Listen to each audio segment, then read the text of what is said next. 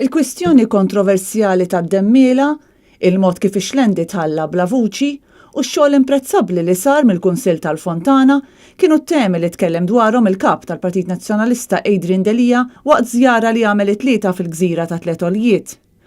U semma kif li kieku ma kienx għaż-żewġ kunsilliera nazzjonalisti fih dan il-Kunsill tal-Munxar, kieku l-Gvern kien jibqa' għaddej bid-Demmiela u qal li saħansitra l-Partit Laburista naqas li jsemmi dan fil-manifest elettorali għall-elezzjonijiet li ġejjin.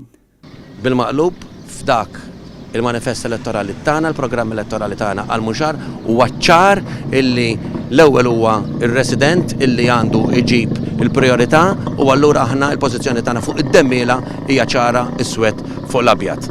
Il-biża' tagħna hi illi dak li ma jsemmux imbagħad jagħmluh bil-moħħbi fuq wara.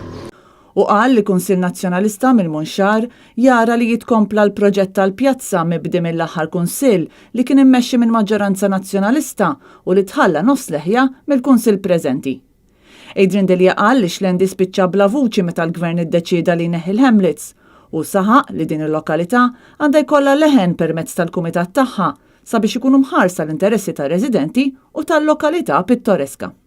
Intant, fi żjara li għamel fir-raħal tal-Fontana, il-kap tal-Partit Nazzjonalista faħħar ix-xogħol kbir li sar mill-Kunsill preżenti fejn saru ġonna, playing fields u saħansitra proġett ta' solar panels li minnhom jieħu l-enerġija l-Kunsill lokali. U faħħar il-mod kif dan il-Kunsill irnexxielu jieħu vantaġġ minn fondi tal-Unjoni Ewropea. Li dan il-Kunsill li għad b'mod effettiv minn kelli użajr jirnexxielu jikseb mijiet ta' eluf ta' euro illi juru kif l-Ewropa tista' taħdem għal-residenti, tista' taħdem għal-lokalità.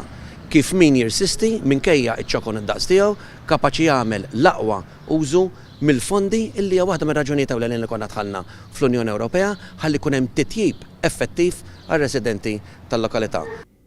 Adrian Delija awgura li dan ix-xogħol tajjeb mill-Kunsill tal-Fontana jiġi premjat bil-fiduċja tar-residenti biex bekk ikompli x-xogħol fejjiedi ta' dan il-Kunsill. Flimkien ma' Adrian Delija fi żjarat f'dawn il-lokalitajiet kien hemm preżenti l-kandidati tal-Partit Nazzjonalista għall-elezzjonijiet tal-Kunsilli Lokali u tal-Parlament Ewropew.